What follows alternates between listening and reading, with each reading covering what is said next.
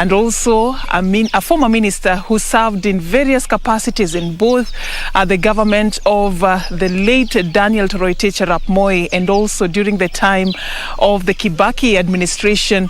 He has also been very pivotal in shaping some of the most important coalitions in this country that have shaped the history of politics in Kenya. And we are also talking to a gentleman who many do not know that he has another side. He is a professional veterinarian, he is also a farmer, and he also has a strong passion for sports. So who am I talking about? We join him at his home in Trans Nzoia County. I'm talking about Honorable Dr. Noah Mahalanganga Wekesa. We meet him tonight to just find out the other side of him and what he has been up to in his retirement days. Thank you so much, sir, for having us tonight. Thank you, Safin, and your team. I'm delighted to have you in Trans Nzoia, and we talk about life. All right, we are happy to be here. I want us to start way back. Yes. The young Noah. The young Noah was born in Kakamega County, a place called Lwandeti, which is in Lugari constituency today. I went to school in a primary school there, 1946, before your mother was born. And I proceeded to Chevaiwa primary school, where I was for 5 years, and I went to Lugulu in 1953 for Form 1, we call it Form 1 at that time. And I did 3 years at Lugulu, and I did another 2 years at Kaimosi, from 2 and 3, and then from Kaimosi I finished my second school at Kakamega in 1955 to 57. Mm-hmm. We used to have an exam called the Cambridge School Certificate, and you had to pass in first grade to go to Makerere. Mm-hmm. All the African schools did not have facilities or did not go up to university. You had, all the Africans had to go to Makerere to do the 2 years to prepare them for degree work. So if you passed in first degree, the first division in the Cambridge School Certificate, then you got a place in Makerere. It was was it easy? Were you in that list though? Did you make it? Out of about 55 or 56 students in Kakamega in my year, I think 6 or 7 of us managed to go to Makerere. Mm. I wanted to join veterinary medicine, so I had to choose 3 subjects: biology, physics, and chemistry in Makerere. All right. And I finished there, and I got a scholarship to go to Edinburgh University. Why Edinburgh University? Because at that time, in 1959, when I finished in Makerere, or 1960 when I finished there was no degree being awarded by the East African University at the time. Mm-hmm. So I had to go to apply to go to Scotland, to Edinburgh University, to get my degree in veterinary medicine. Yeah. Let me take you back a little bit. Before you went to Scotland, what made you choose, veterinary medicine as your career path? I suppose I looked after cattle for a long time, and I went to school when I was like 9 years. So you were a Herds boy. I was a Herds boy, and my interest was just animals, and people said, why veterinary, why not dentistry, why not medicine? I said no, mimi nataka kuwa daktari wa wanyama. So I got a scholarship. That opportunity, how did it come about? Was it easy back in the days? Was it easy for an African, boy to get such a prestigious opportunity to be enrolled in an international university? I'll tell you what happened. There was a facility by the Kenya government, the scholarship. A lot of people at my time were going to India, they were going to America. But if you passed very well and you went to Makerere, you had an opportunity to apply to go and do with government support. So I applied for a scholarship, and luckily enough, Masinde Muliro was the chairman of the bursary fund at the time, and he knew me very well. Not that that's why I got it, but it was just a coincidence that Masinde Muliro came from Trans Nzoia, and I also came from Trans Nzoia. And he, of course, I won the scholarship to go to Edinburgh University. All right. So I went on a government scholarship. All right. They describe you as a man of many fasts, being among the pioneer African veterinarians in that time. You were among those. In fact, your office was the first in Nairobi. Yeah. Just talk to us about, this must have exposed you to very big names as clients, and you served the late president as well, Daniel Toroitich Arap Moi, during your time as a doctor. Yeah, tell us a bit about that. Yeah. Well, I qualified in 1966 as a veterinary surgeon. I decided to work in Britain for about 6 months, and when I came here, the Minister of Agriculture hired me as a veterinary officer, a field of veterinary officer, and my first posting was in Olukalau, Nyandarua district, and I went there for about 7 months, 8 months. I worked with leaders such as J.M. Kariuki and other leaders at the time. From there, I was transferred to Homa Bay. For about 7 months, I was in Homa Bay. They transferred me to Kisii, I think in 1988, and I was in Kisii for about 1.5 years, working as a field veterinary officer. So you spent the largest, amount of time in Kisii County during that time. Out of my 3 years in government, I spent 1.5 years in Kisii, and I was promoted to provincial veterinary officer, and therefore my station changed to Kisumu. I was provincial veterinary officer there for about 3 months, but I decided to resign. The reason being that I was getting these promotions coming very quickly.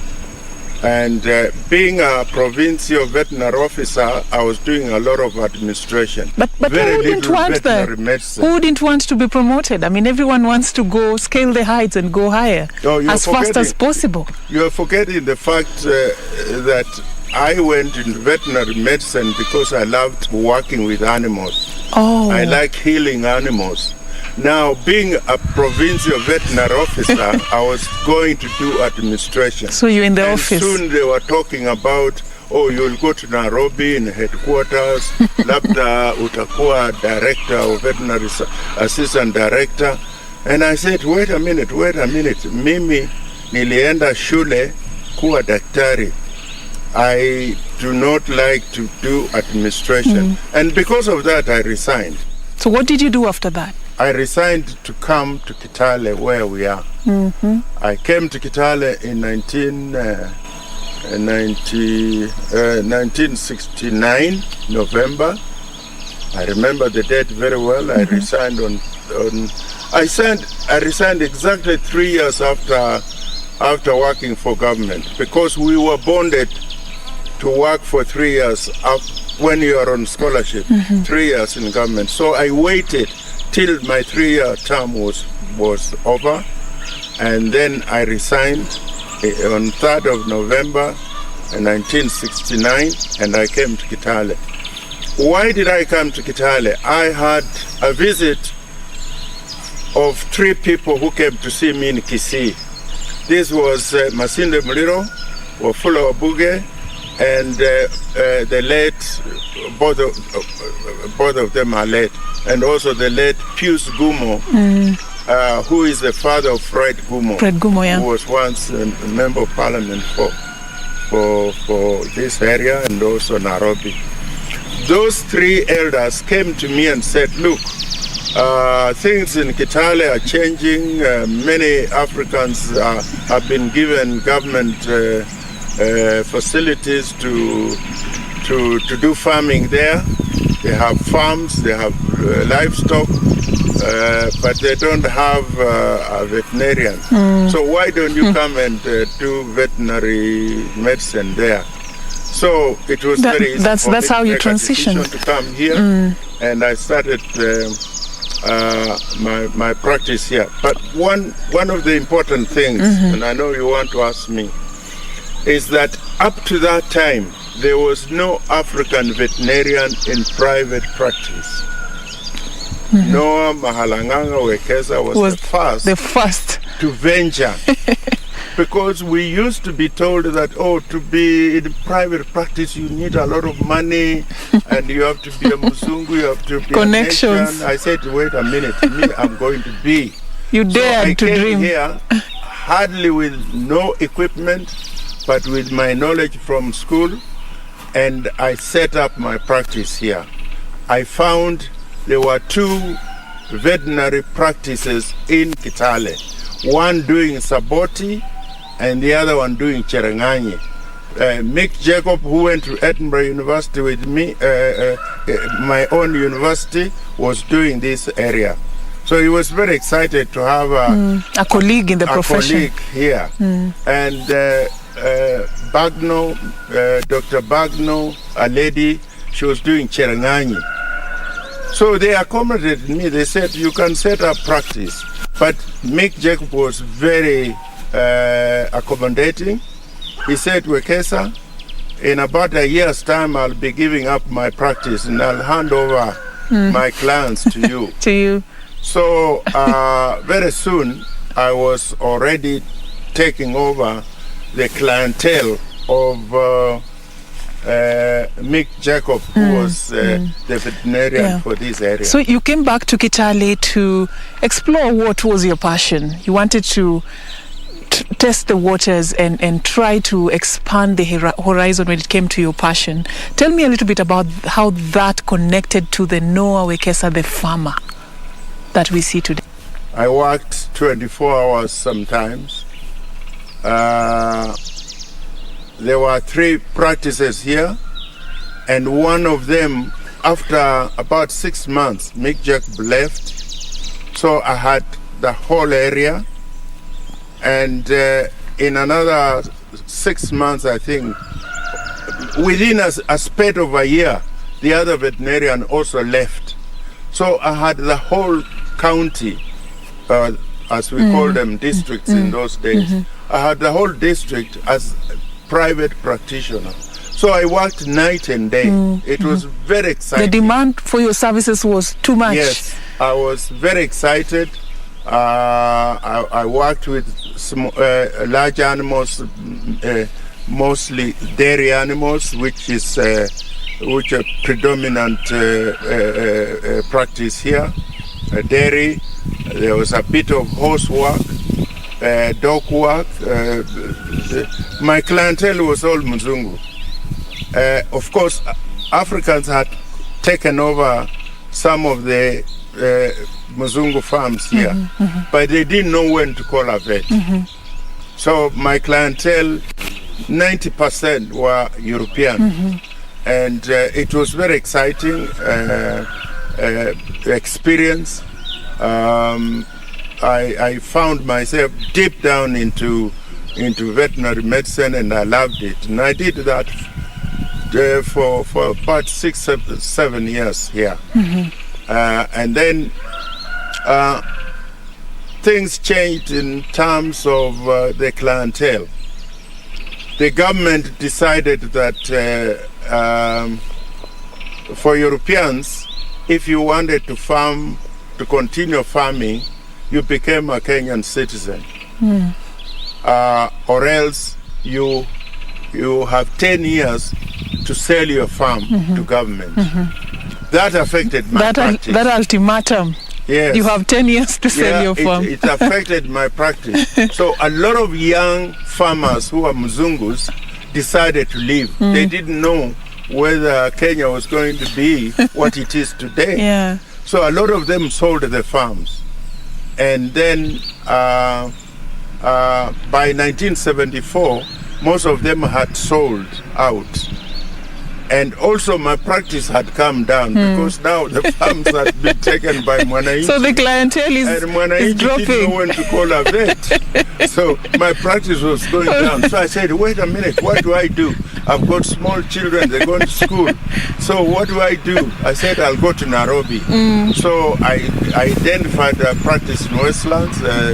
Phil Heath was the owner of this practice. Mutiti Mpaka Road. Those who are in Nairobi, they know exactly where my practice was. So I went and bought the practice in 1976.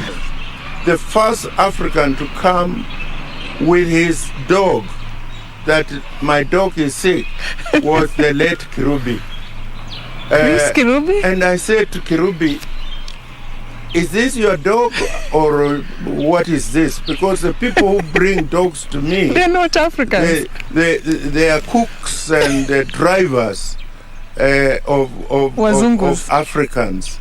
I have never seen an African like you coming with your own dog. He says, I love Alsatians, I love dogs, and this is my dog. So, you know, Marehemu Kirubi was actually my first African client that I met in Nairobi. Wow. Of course, now it's different. Yeah. All right. So during this time, there was something again about Dr. Noah Wekesa. You have such a strong passion for sports. And tennis is one of your favorite. You even went all the way to chair the Kenya Junior Lawn Tennis Association of Kenya. You must have been very good to be given such a prestigious position. So tell us a bit about this. My interest in tennis was because of my children and because of myself and my wife. We like tennis. So our interest started there. And I was the coach of Paul at that time. And later on, when an opportunity arose, I was elected chairman of the Kenya Lawn Tennis Association. A post I had till I became an MP, and I could not continue. So it runs in the blood as well. Are you a proud father? I'm very proud of Paul and my children, because my two girls were the top tennis players in the country. Paul, among the boys or the men, was the top tennis player in the country. Not only that, but internationally, Paul reached the top 100 in the ATP ranking. And that has not been attained by any African up to today. So you should try to get Paul to tell you about tennis. My tennis, wish us all the best with that. We are still trying to get a hold of them. My tennis days were ended by me being elected Member of Parliament for Kwanza in 1988. Talk to us about that. I had to relinquish chairmanship of the Tennis Lawn Association. All right. So we go into politics. This is in 1988, and you get elected as Member of Parliament for Kwanza constituency. Let me take you a little bit back. When you were making that decision, what was your vision like? When I go into politics as Noah Wekesa, why am I going into this? I had no plan for going into politics. But because I was in practice here for about 6-7 years, people knew me in Trans Nzoia.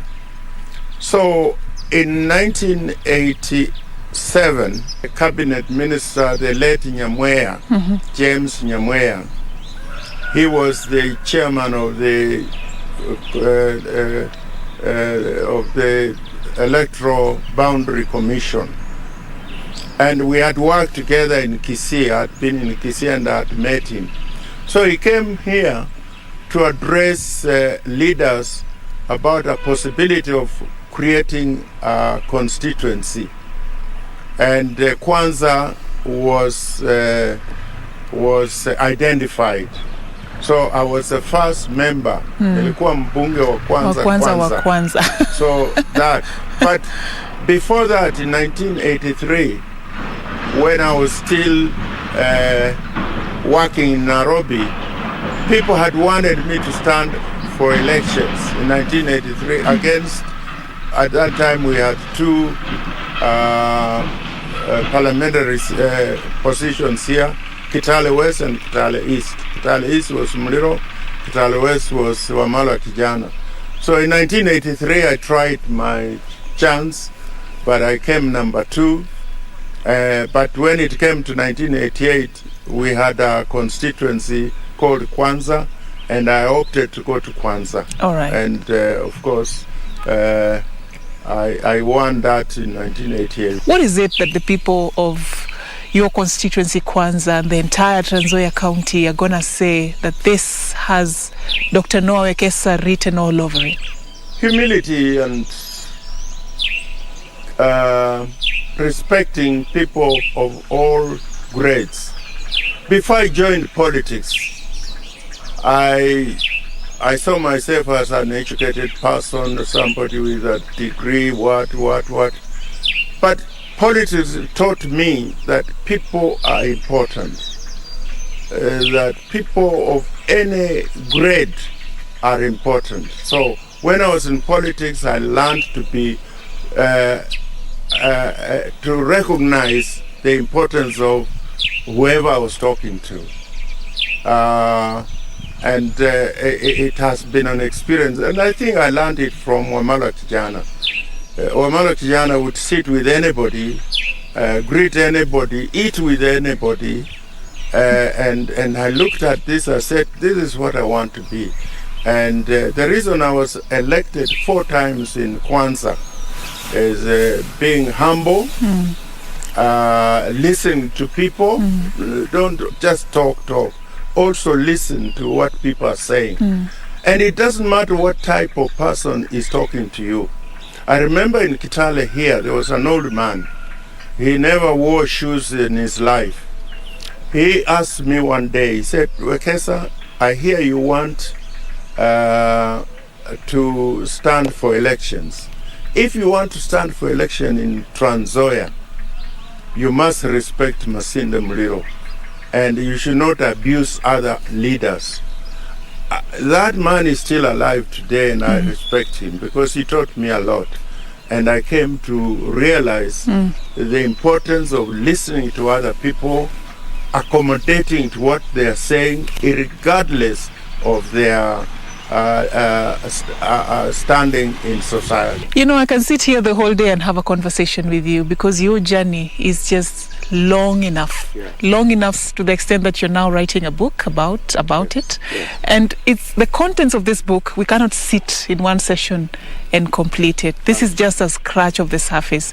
A lot more comes in the life of this gentleman I have been talking to tonight on Legends Edition, former member of parliament for Kwanza constituency. You've heard how he has been pivotal in shaping the history of this particular country, politically speaking. Thank you so much for watching the Legends Edition tonight. If you want to know more about him, his book is just about to come out. So look forward to that. My name is Safina Cheng Oma. Thank you and have a good night.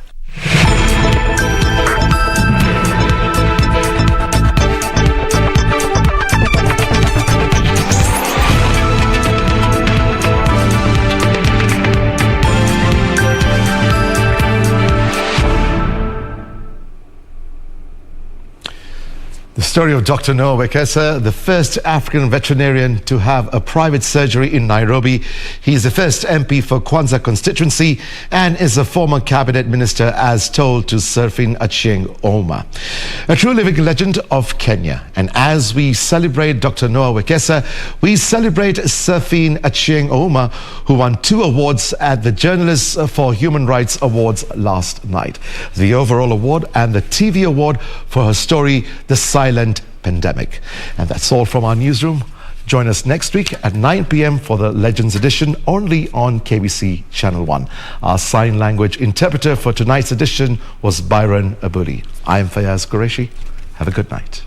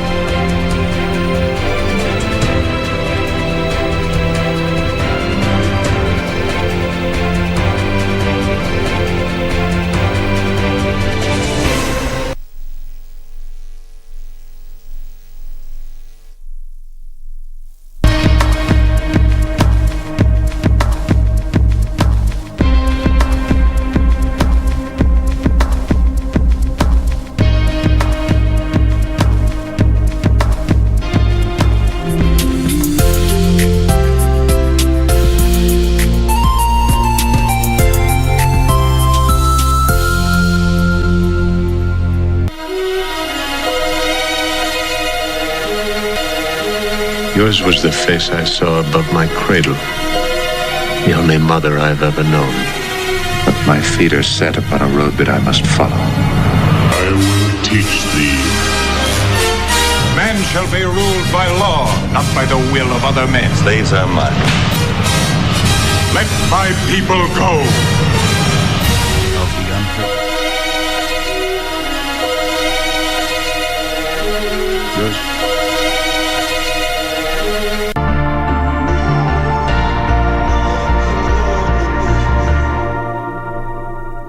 My name is Muhammad Ahmed Muhammad, the CEO of Kenya Deposit Insurance Corporation, popularly known as KDIC.